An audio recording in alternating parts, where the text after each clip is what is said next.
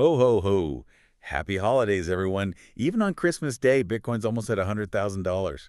Can't stop it, can you? Well, you guys had us a pretty festive episode to dig into crypto and coffee at 8, recorded on Christmas Day, no less. Very festive. And their host, George, well, he had a lot to say about the state of crypto and where it's headed next. Yeah, a lot of predictions, some hot takes. Oh, definitely some hot takes. Yeah. So are you ready to unpack this Christmas stocking full of crypto insights? Let's do it. Shall we start with Bitcoin?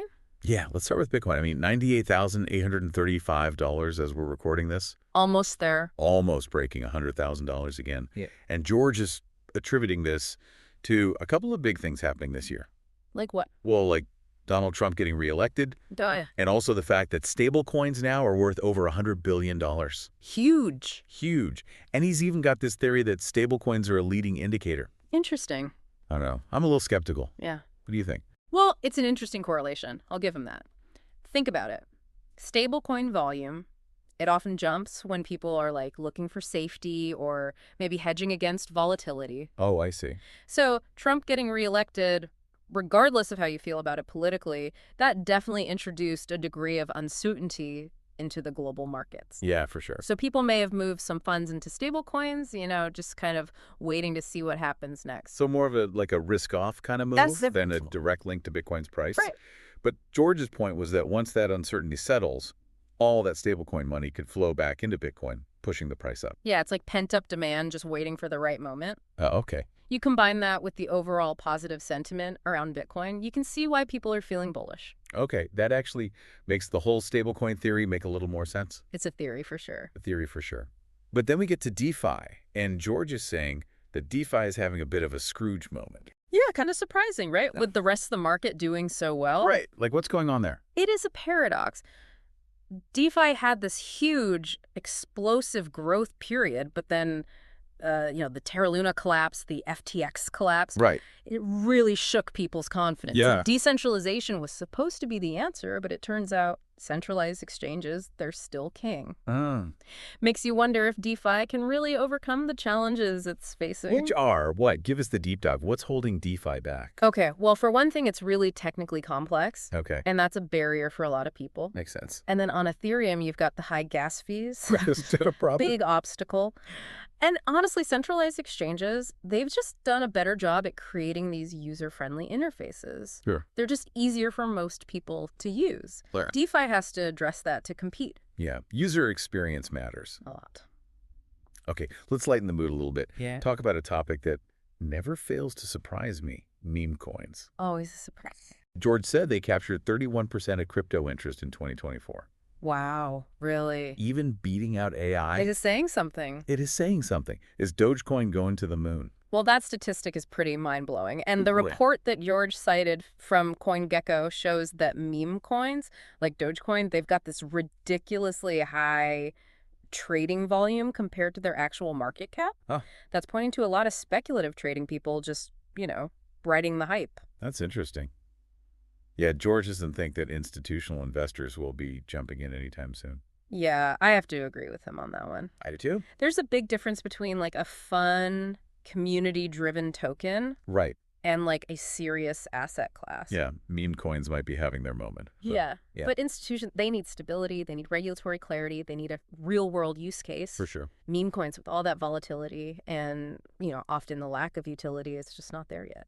Okay, speaking of big players, I love this Cointelegraph article that George was talking about, the one that categorizes all the crypto figures. Oh, yeah, the Santas and the Grinches. The Santas and the Grinches. You've got Donald Trump on the nice list, along with El Salvador's president. Quite the duo. Quite the duo. What do you think about these labels? I mean, it's fun. It's a fun way to think about all the different personalities that are shaping crypto. But I do think it's important to remember that these labels, they can be a little overly simplistic. Okay. People's views on crypto can be really complex. Yeah. And they can evolve over time. Totally. Yeah. Yeah, even Gary Gensler, he didn't really fit neatly into either category. He was tough to categorize. He was. He's been really tough on certain parts of the crypto industry. Yeah. But then he's also acknowledged the potential of blockchain technology. Right. So it's more about understanding like the context of their actions and statements than giving them, a definitive label. But no easy answers there. No easy answer. Well, let's switch gears to some less festive news. Russia just imposed a 6-year ban on crypto mining in certain regions. Oh, wow. Not really a Christmas gift for those miners? No, not at all. Hmm. But this move is actually part of a bigger trend that we're seeing globally. Okay. Countries are getting really concerned about the energy consumption that comes with crypto mining. Yeah, that's been a big topic of conversation. It has, and Russia is one of the first to take such drastic action. And George thinks that India might follow suit, It's possible. which would be a big deal. Yeah, definitely given their size and their potential, in the crypto space. For sure. I think this highlights how important it is for the crypto industry to find more sustainable solutions. Yeah. If mining keeps using so much energy, we're going to see more regulatory pushback. Okay, well, enough doom and gloom for one holiday. Yeah. Let's end this part of our deep dive with some good news. Okay, I like it. Crypto.com is expanding into the U.S. market. They're launching these custody services, and it looks like they're aiming for big institutional investors. They must be feeling pretty confident after their CEO met with Donald Trump. Yeah, this move is significant for a couple of reasons. First, it shows that Crypto.com is serious about complying with U.S. regulations. Okay. They had that scrutiny from the SEC. Right. But second, it could signal a growing acceptance of crypto by institutional investors in the U.S. And that's huge. Wider adoption is seen as one of the keys to pushing crypto into the mainstream. Absolutely. It remains to be seen whether Crypto.com's gamble pays off. Yeah. But it's a move that could have ripple effects throughout the whole industry. All right, let's take a quick pause here, and then we'll come back and tackle the rest of this episode. We've got Dubai AI tokenization. The stocking's not empty yet. It's not empty yet. Stay tuned. We'll be right back. Welcome back. Before the break, we were talking about Crypto.com's expansion into the U.S. market. Yeah, that's a pretty bold move, especially given all the regulations over here. It is. I'm curious to see how that plays out. But speaking of bold moves, let's talk about Dubai. George mentioned some really interesting developments happening over there, specifically related to AI. Yeah, Dubai seems to be making a very strategic push to become like a global hub for AI. Right. Like refurbishing that AI center at Nayib Arab University. Yeah, they're putting a lot of money into that. They are. Investing in that infrastructure for research and education. And it ties in perfectly with Saudi Vision 2030. Oh, yeah. Which, emphasizes things like economic diversification and technological advancement. AI is a big part of that. Yeah. They want to be on the cutting edge. Exactly. Dubai's trying to be at the forefront. Smart move. Yeah. Invest in the future, right? Definitely. But it's not just education. Dubai Culture is also partnering with Google to launch a Metaverse Creator Bootcamp. Oh, wow. That's cool. That sounds pretty cool, right? It does. And I think the emphasis on the metaverse is really key. Okay. It suggests that they understand how AI and immersive technologies are like converging. We could be seeing, virtual worlds powered by AI where people can, interact, create, and learn in totally new ways. That is next level stuff. Okay, Let's bring it back to crypto for a second.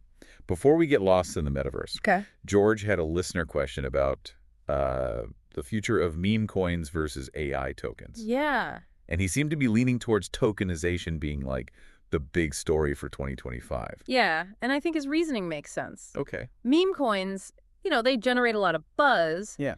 But they don't really have the utility or the staying power to attract, serious investors. Right, the institutions. Exactly. Tokenization, on the other hand, it has the potential to disrupt so many industries. In what way? Well, by bringing real-world assets onto the blockchain. Okay, I see what you're saying. Yeah. Like imagine being able to buy and sell fractions of real estate or artwork Right. as easily as we trade stocks. Exactly. Tokenization could unlock a whole new level of liquidity and accessibility. Yeah, democratize those investment opportunities. Exactly. And make markets more efficient. So much potential. There is, but like with any new technology, there are challenges. Oh, yeah, for sure. What kinds of challenges? Well, for one, we need clear legal and regulatory frameworks for tokenized assets. Right. You need to establish things like ownership rights, compliance, fraud prevention. That makes sense. And then on the technical side, you need to build these secure and scalable platforms that can handle these transactions. Right. So the potential is there, but we're still really early. Very early. It's going to be interesting to see how this all plays out. Now, George also mentioned that he's not totally convinced that AI needs blockchain technology. And I thought they were like the perfect match. It's a common assumption, but it's worth looking into. Okay. Blockchain offers transparency, immutability, decentralization. Right. Those features can be really good for some AI applications. Okay. But are they absolutely essential for AI to function or progress? I guess not. Not necessarily. So it's more about finding those specific situations where blockchain can actually add value to AI. Yeah. Not just like slapping blockchain onto everything. Exactly. And that's what makes this whole discussion so interesting. We're just starting to figure out the best ways to combine AI and blockchain. Yeah, for sure. It's a lot of experimenting and exploring, and that's where, the real innovation will happen. George really got us thinking with that one. Oh. Okay, another listener question that really caught my eye. If AI doesn't need blockchain, does blockchain need AI? Oh, wow. That's a twist. Right. That's a really good question. And I think the answer might actually be yes. Really? Yeah, because blockchain at its heart is a data management system. Okay. And AI is amazing at analyzing and interpreting data. Makes sense. So you can imagine AI playing a role in making blockchain networks better, more efficient, more secure, more scalable. So AI could actually improve blockchain technology itself. Exactly. Think about it. You could have AI-powered security systems for blockchain's algorithms that speed up transactions. Oh. Maybe even AI that helps us make better investment decisions in the crypto market. Okay, now that's something I could definitely get behind. All right, last question from the Ask Me Anything segment, and it's a big one. What are your thoughts on the feasibility of a distributed AI platform where users can monetize their own data? Ooh, that's a really interesting concept. Right. It touches on a lot of the themes that we've been talking about. It does. That idea of individuals owning and controlling their data instead of big corporations. Yeah, it's appealing. It is. And blockchain could be the infrastructure for a platform like that. But is it actually realistic? I mean, you're talking about taking power away from some of the biggest tech companies in the world. Yeah, you're right. It wouldn't be easy. Right. There'd be a lot of challenges, technical, legal, social challenges. Yeah. But I don't think it's impossible. Okay. Disruptive technologies, they always face pushback from the big players. That's true. I mean, remember when people thought the internet was just a fad? Yeah, and look at it now. Exactly. Okay, that's actually really encouraging. So let's dream big for a minute and imagine that this distributed AI platform actually exists. What would that world look like? Imagine a world where you have total control over your own data. You decide which companies or organizations can use it, and you set the terms. You could even monetize your data directly. Oh. Well, maybe you contribute your data to AI training data sets, or you allow targeted advertising, but only based on your preferences. That's a pretty powerful vision. It is. It would completely change how we interact with technology and with each other. For sure. It would require us to fundamentally rethink how we see data and its value. Yeah. But I think it's a shift that's worth fighting for. It's about giving individuals more power and creating a fairer digital world. I love that. Well, it seems like we've covered a lot of ground here. We have. From Bitcoin's Christmas rally to this potential future where blockchain and AI are working together to create a more decentralized world. Yeah, it's been quite a deep dive. It has. George's Crypto and Coffee episode definitely gave us a lot to think about. It did. Not necessarily. While blockchain can be good for some AI applications, it's not like you need it for AI to exist. Yeah. It depends on what you're trying to do. So it's more about finding those specific use cases where blockchain can really add value to AI, not just, assuming that everything needs to be on the blockchain. Exactly. And that's what makes this whole conversation so interesting. We're really just starting to figure out the best ways to use AI and blockchain together. Yeah, for sure. There's so much experimentation happening, so much to explore. That's where the real innovation is going to come from. Yeah, George definitely gave us a lot to think about with that one. Okay, another listener question. If AI doesn't need blockchain, does blockchain need AI? That's kind of a twist. That is a great question. And actually, I think the answer might be yes. Really? Yeah, because at its core, blockchain is a data management system. Okay. And AI is really good at analyzing and understanding data. Makes sense. So you can imagine AI being used to make blockchain networks better. Make them more efficient, more secure, more scalable. So AI could actually help improve blockchain technology itself. Exactly. You could have AI-powered security systems, algorithms that make transactions faster. Wow. Maybe even AI that helps us make better investment decisions with crypto. Okay, now that's something I can get behind. Yeah. Last question from the Ask Me Anything segment, and it's a big one. What are your thoughts on a distributed AI platform where users can monetize their own data? Ooh, that's an interesting idea.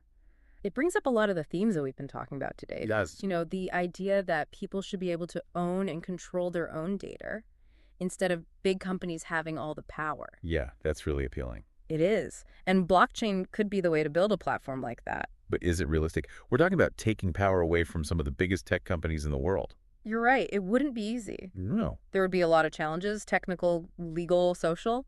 Right. But I don't think it's impossible. Okay. Disruptive technologies always face pushback, from the companies that are already in power. Yeah, it's true. Remember when people thought the internet was just a fad? And look at it now. Exactly. Okay, I like that. That's encouraging. Let's dream big for a second. Okay. What would it look like if this distributed AI platform actually existed? Imagine having complete control over your own data. Wow. You decide who gets to use it, Uh-huh. and you set the rules. You could even make money from your data directly. How would that work? Maybe you contribute it to those AI training data sets, or you allow companies to show you targeted ads, but only the ones that you're actually interested in. That's a really powerful idea. It is. It would completely change how we use technology and how we interact with each other. Yeah, for sure. It would require us to think differently about data and how valuable it really is. Yeah. But I think it's worth it. It's about giving people control and making a more fair digital world. I love that. Well, it seems like we've covered a lot today. We have. From Bitcoin's big Christmas rally to the possibility of a decentralized future with blockchain and AI working together. Quite a journey. It has been. A huge thank you to our listener for sharing this episode of Crypto and Coffee with us, and thank you for joining us for this deep dive into all things crypto. We hope you enjoyed it, and we wish you happy holidays and a happy new year.